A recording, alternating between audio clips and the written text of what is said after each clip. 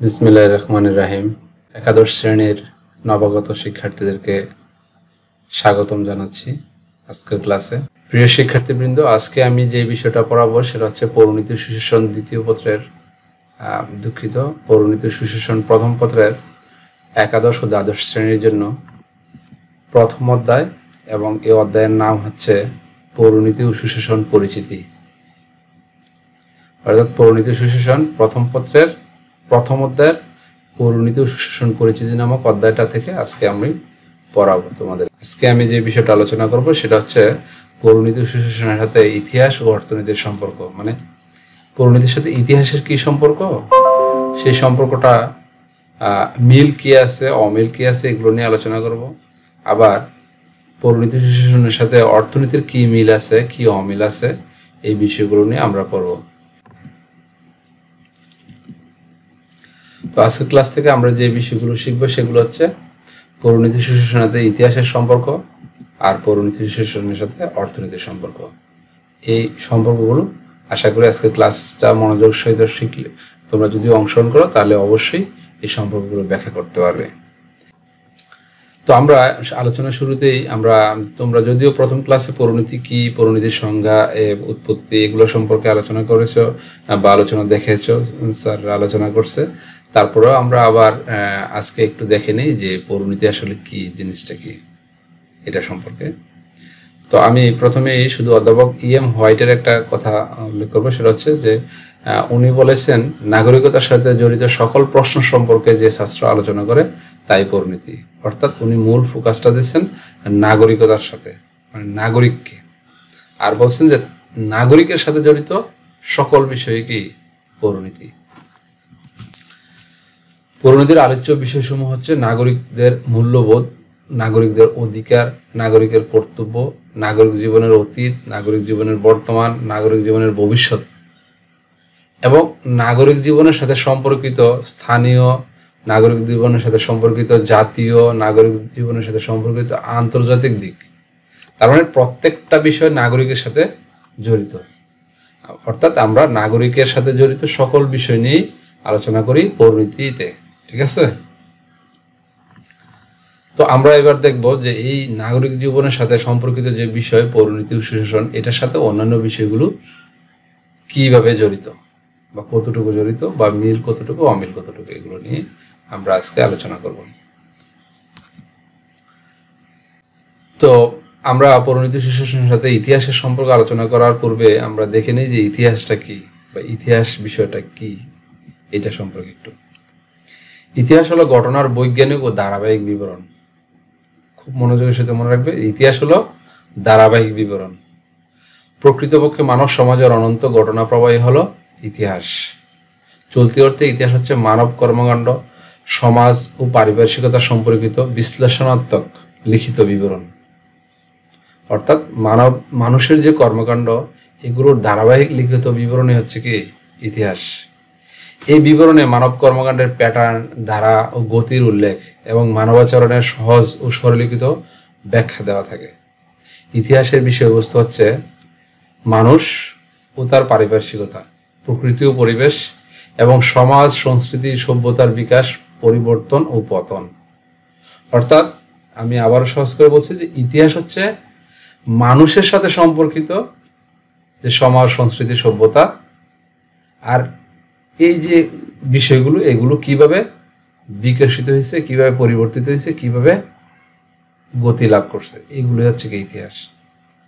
যেমন শিল্প, সাহিত্য, সংস্কৃতি, দর্শন, স্থাপত্য, রাজনীতি, যুদ্ধ, ধর্ম, আইন, সামগ্রিকভাবে যা কিছু সমাজ সভ্যতা বিকাশে প্রত্যক্ষ ও পরোক্ষভাবে প্রভাবিত করছে তাই ইতিহাসের বিষয়বস্তু। অর্থাৎ আমি আবারও বলছি যে মানুষের যে কর্মকাণ্ড, এটার ধারাবাহিক বিবরণ হচ্ছে কি ইতিহাস।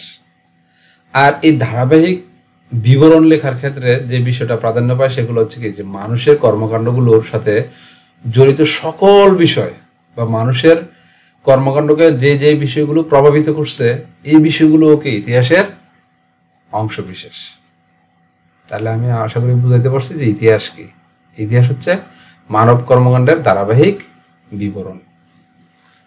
অন্যদিকে পৌরনীতি কি? পৌরনীতি হচ্ছে নাগরিকতার সাথে নাগরিকতার সাথে জড়িত সকল বিষয়। এবার আমরা দেখব পরিণতির সাথে ইতিহাসের সম্পর্ক। তো প্রথমে দেখে নিই আমরা যে মিল বা সাদৃশ্য সমূহ কি কি, পরিণতির সাথে ইতিহাসের কি সাদৃশ্য আছে। পরিণতির সাথে ইতিহাসের ঘনিষ্ঠ সম্পর্ক বিদ্যমান। এই ঘনিষ্ঠ সম্পর্কটা কেমন? আমরা যদি একটু খেয়াল করি যে আমরা দেখব যে ইতিহাস হচ্ছে কি, যে মানব জাতির কর্মকাণ্ডের ধারাবাহিক বিবরণ। আর আমরা যদি পরিণতি দেখি যে মানুষ বা নাগরিক, তার সাথে জড়িত সকল বিষয় হচ্ছে কি পরিণতি। অর্থাৎ মানুষের যে শাসন করার ইতিহাস, মানুষের যে রাজনৈতিক বিবর্তনের ইতিহাস, মানুষ যে রাজনৈতিক প্রতিষ্ঠানগুলো গড়ে তোলার ইতিহাস, মানুষের যে সরকার রাষ্ট্র সহ এগুলো যে প্রতিষ্ঠানগুলো যে বিবর্তিত হয়েছে, এই দুইটা ইতিহাসই কিন্তু পরস্পর সম্পর্কযুক্ত। তাই আমরা যদি ইতিহাস আলোচনা করি বা পাঠ করি তাহলে এখানে অনেক পরিণতির বিষয়বস্তু পাব। যেমন ইতিহাসের সাথে সম্পর্কিত রাজা বাদশাহ বা শাসকদের যে শাসন কাহিনী বা তাদের বিভিন্ন প্রতিষ্ঠান গড়ে তোলার যে ইতিহাস বা ওই প্রতিষ্ঠানগুলোর কর্মকাণ্ড, এগুলো কিন্তু পরিণতিরও বিষয় বস্তু। নাগরিকতার সাথে জড়িত যে সকল প্রতিষ্ঠানগুলো আছে, এই প্রতিষ্ঠানগুলোর যে বিবর্তনের ইতিহাস, এগুলো কিন্তু আমরা ইতিহাস থেকে নিতে পারি। তাই বলতে পারি যে পরিণতি ও ইতিহাসের সম্পর্ক অত্যন্ত ঘনিষ্ঠ, পরস্পর সম্পর্কযুক্ত। আমরা বলতে পারি যে পরিণতি ও ইতিহাস একে অপরকে পূর্ণতা দান করেছে। কেননা রাজনৈতিক আলোচনা ব্যতীত বা রাজনৈতিক প্রতিষ্ঠান সমূহের আলোচনা ব্যতীত ইতিহাস সম্পূর্ণ হইতে পারে না। আবার আমরা অন্যভাবে বলতে পারি যে ইতিহাসের ধারাবাহিক বিবরণ ব্যতীত রাজনৈতিক প্রতিষ্ঠান সমূহের যে বিবর্তন, এটাও কি পূর্ণতা লাভ করতে পারে না। তাই আমরা বলতে পারি যে পরিণতি ও ইতিহাস একে অপরকে পূর্ণতা দান করেছে। পরস্পর সহযোগিতা বা পারস্পরিক সহযোগিতা। প্রিয় শিক্ষার্থীবৃন্দ, আমরা যদি পরিণতি পাঠ করতে যাই তাহলে অবশ্যই ইতিহাসের সহযোগিতা নিতে হবে। কারণ ইতিহাস হচ্ছে মানব কর্মকাণ্ডের ধারাবাহিক বিবরণ। ফলে আমরা যদি প্রাচীনকালের সরকার পদ্ধতি, রাষ্ট্র পদ্ধতি, রাষ্ট্র ব্যবস্থা বা যে আইন বিধি, সভ্যতার যে অন্যান্য উপকরণগুলো আছে যেগুলোর সাথে নাগরিকতা জড়িত, এই বিষয়গুলো যদি আমরা পাঠ করতে চাই তাহলে অবশ্যই ইতিহাসের সহযোগিতা নিতে হবে। কারণ ইতিহাস হচ্ছে সব কিছুর ধারাবাহিক বিবরণ। তাহলে আমরা ইতিহাস থেকে এগুলো সহযোগিতা নিয়েই কি এই বিষয়গুলো নিয়ে পাঠ করতে হবে। আবার আমরা যদি দেখি যে ইতিহাস পাঠ করার সময়ও কি রাজনৈতিক প্রতিষ্ঠানসমূহের বিবরণ পাঠ করতে হয়। রাজনৈতিক প্রতিষ্ঠানগুলোর গঠন প্রবাহ, কার্যক্রম, এগুলোর আলোচনা ব্যতীত কি ইতিহাস সম্পূর্ণ হইতে পারে না। তাই দেখা যাচ্ছে যে পরিণতির সাথে ইতিহাসের সম্পর্ক হচ্ছে সহযোগিতামূলক, অর্থাৎ পারস্পরিক সহযোগিতামূলক। পারস্পরিক নির্ভরতা। প্রিয় শিক্ষার্থীবৃন্দ, ইতিহাসের যে বিষয়বস্তু, এই বিষয়বস্তুর যে পরিসীমা, এটা অনেক বড়। এই পরিসীমার মধ্যে রাজনৈতিক প্রতিষ্ঠানগুলো আছে, মানুষের অন্যান্য কর্মকাণ্ডগুলো কি আছে। কিন্তু পরিণতির যে আলোচ্য বিষয় সেগুলো হচ্ছে কি একেবারেই নাগরিকের সাথে সম্পর্কিত বিষয়। মানে নাগরিক হচ্ছে কারা? যারা রাষ্ট্রে বসবাস করে বা একটা সরকারের অধীনে বসবাস করে একটা নির্দিষ্ট ভূখণ্ডে। তাহলে ওই নির্দিষ্ট ভূখণ্ডের অধিবাসীরাই কি নাগরিক। আর তাদের যে কর্মকাণ্ড, এই কর্মকাণ্ডগুলো ধারাবাহিকভাবে প্রাচীনকালে যেরকম ছিল, মধ্যযুগে যেরকম ছিল, বর্তমানে একই নাই, ধারাবাহিকভাবে কি পরিবর্তিত হয়েছে।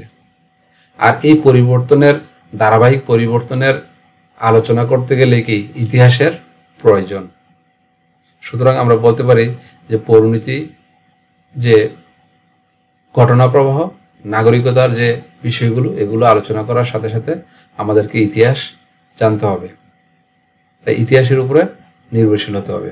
অন্যদিকে ইতিহাসের আলোচনার ক্ষেত্রেও কি এই রাজনৈতিক ঘটনা প্রবাহগুলো বা রাজনৈতিক প্রতিষ্ঠানগুলোর আলোচনা করতে হবে। তাই আমরা এটাকে বলতে পারি যে পৌরনীতি ইতিহাস পরস্পর সম্পর্কযুক্ত।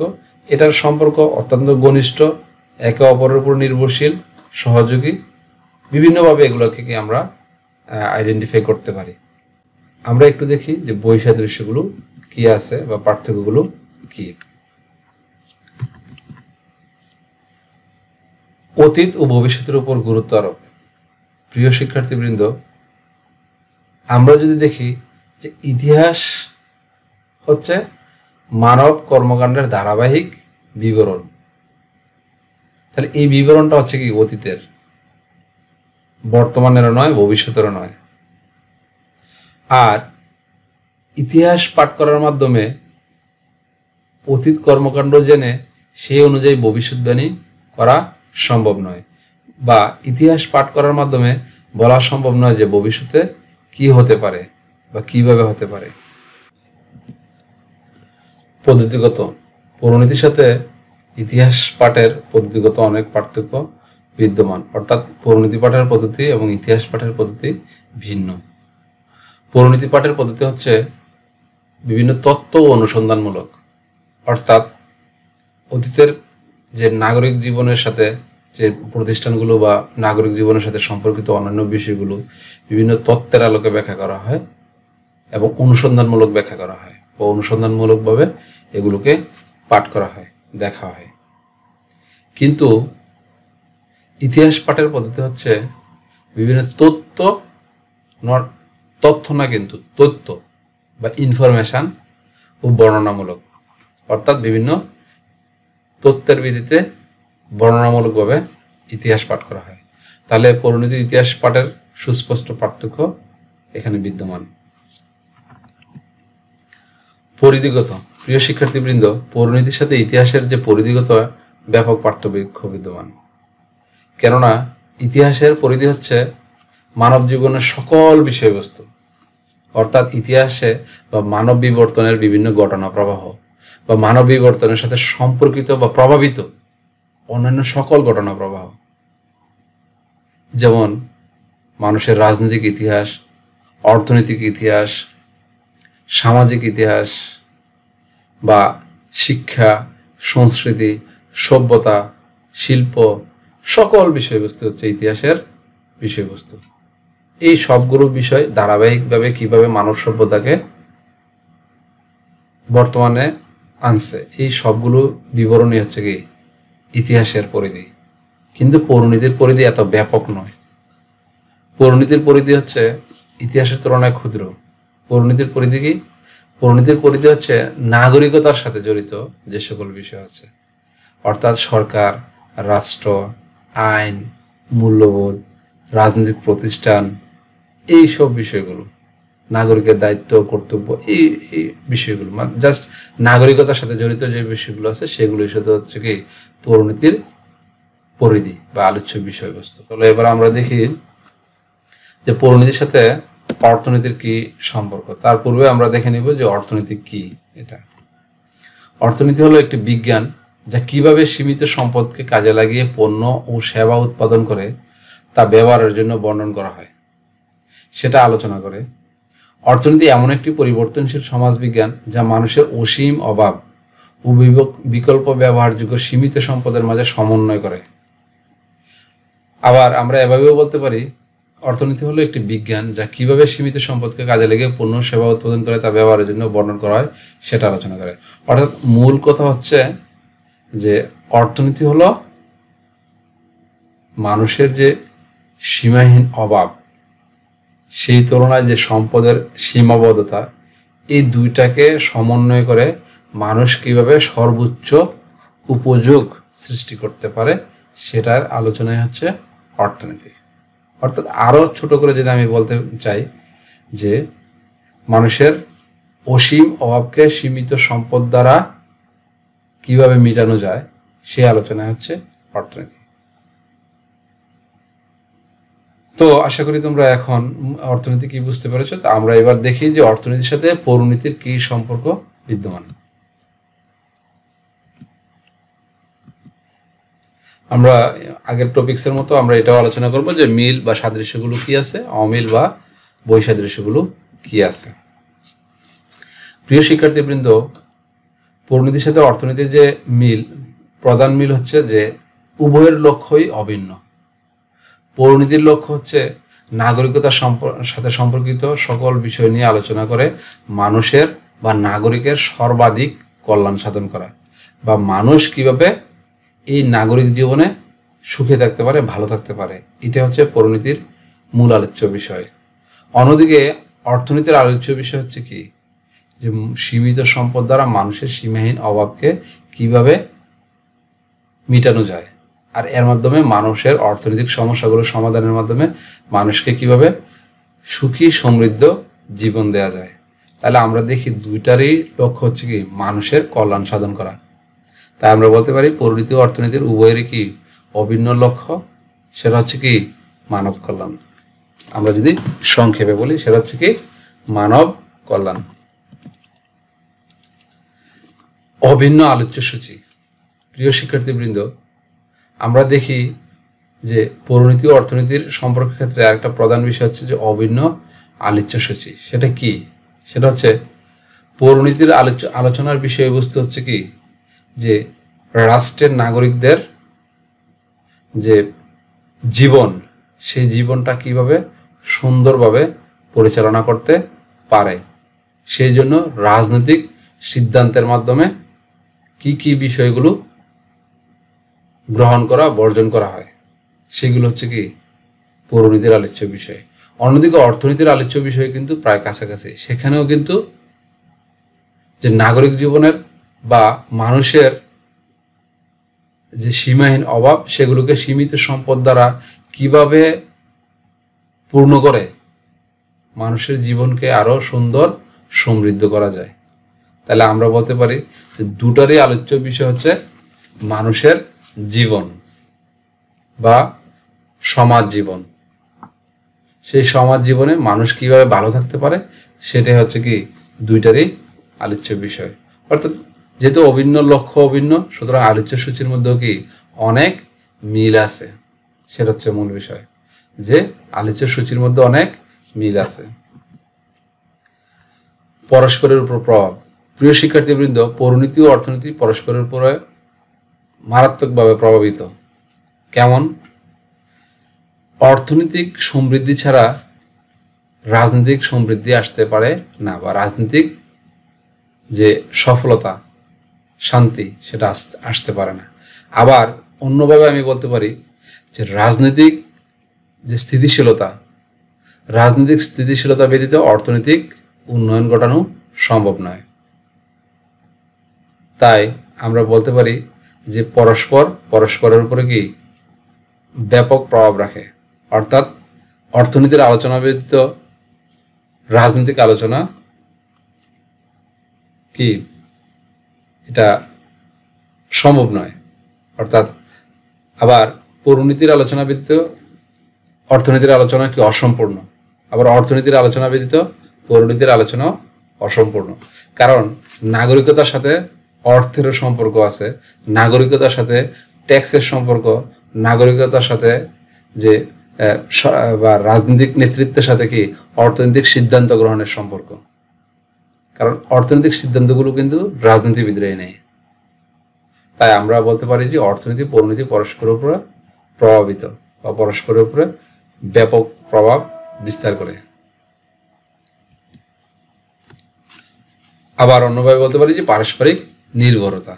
অর্থাৎ পরিনীতির আলোচনা ব্যতীত বা রাজনৈতিক আলোচনা ব্যতীত অর্থনৈতিক সিদ্ধান্ত গ্রহণ সম্ভব নয়।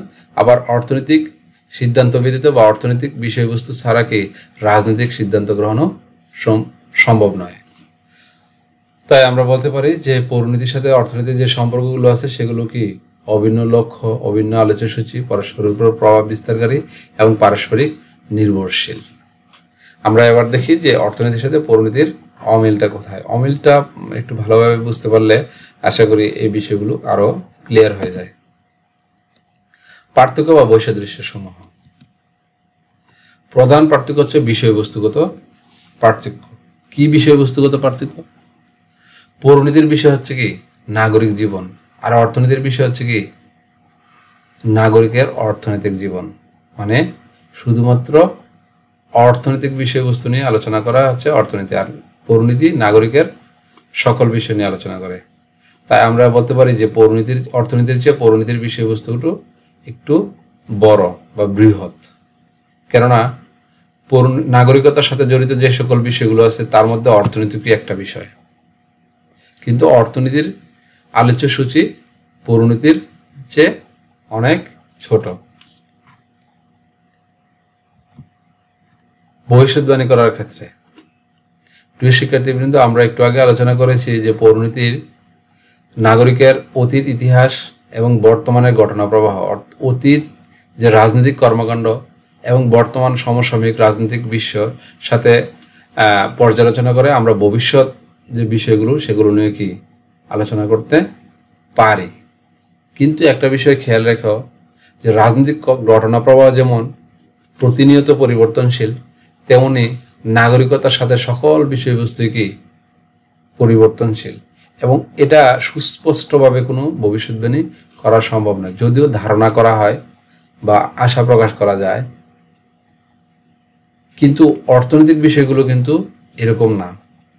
অর্থনীতি যেহেতু একটা গাণিতিক বিজ্ঞান, ফলে বিভিন্ন তত্ত্ব এবং বিভিন্ন গাণিতিক প্রক্রিয়ার মাধ্যমে ব্যাখ্যা বিশ্লেষণ করে সুস্পষ্টভাবে কিন্তু অর্থনৈতিক ভবিষ্যৎবাণী করা সম্ভব। যেমন আমরা দেখি যে দেখা গেছে 2020 সালে বসেই 2021 সালে একটা দেশের জিডিপি কিরকম হইতে পারে, জিএনপি কিরকম হইতে পারে, বা মাথাপিছু আয় বাড়বে না কমবে, এই বিষয়গুলো নিয়ে কিন্তু ভবিষ্যৎবাণী করা সম্ভব, এবং এগুলো প্রায় মিলে যাওয়ার সম্ভাবনা বেশি থাকে। কেননা বিভিন্ন গাণিতিক ব্যাখ্যা বিশ্লেষণের মাধ্যমে এটা যেহেতু একটা গাণিতিক বিজ্ঞান অর্থনীতি, সুতরাং এটাকে কি সুস্পষ্টভাবে ব্যাখ্যা করা সম্ভব।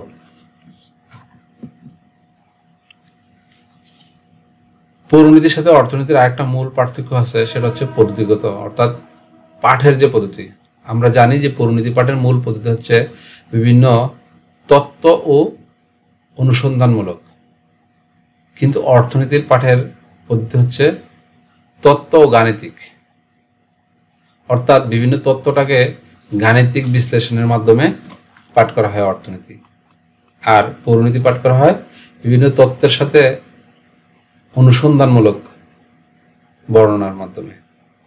তাই দুইটা পাঠের পদ্ধতি ভিন্ন। উদ্দেশ্যগত পার্থক্য। প্রিয় শিক্ষার্থীবৃন্দ, পরিণতির সাথে অর্থনীতির সূক্ষ্ম কিছু উদ্দেশ্য আছে, উদ্দেশ্যগত পার্থক্য আছে। কেমন? আমরা যদি দেখি যে পরিণতির মূল উদ্দেশ্য হচ্ছে কি রাষ্ট্রের নাগরিক জীবনের স্থিতিশীলতা আনয়ন, নাগরিকের মূল্যবোধ, আইন মেনে চলা বা আইন কানুন, এই সকল বিষয়গুলো মাধ্যমে নাগরিক জীবনের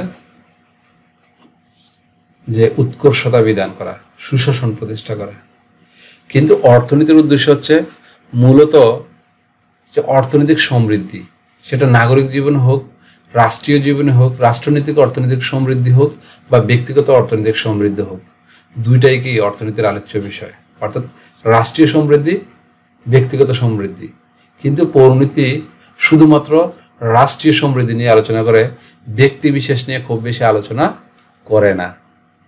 পরিণতি শুধুমাত্র প্রাতিষ্ঠানিক আলোচনা করে, কিন্তু অর্থনীতি একাধারে ব্যক্তি পর্যায়ের অর্থনীতি নিয়ে আলোচনা করে, আবার রাষ্ট্রীয় বা বৃহৎ আকারেও আলোচনা করে। তাই দুইটার আলোচনার উদ্দেশ্যগত পার্থক্য বিদ্যমান। তোমরা ভালো থাকো, সুস্থ থাকো, আর ধন্যবাদ সবাইকে। আজকের ক্লাস এখানেই শেষ। আল্লাহ হাফেজ।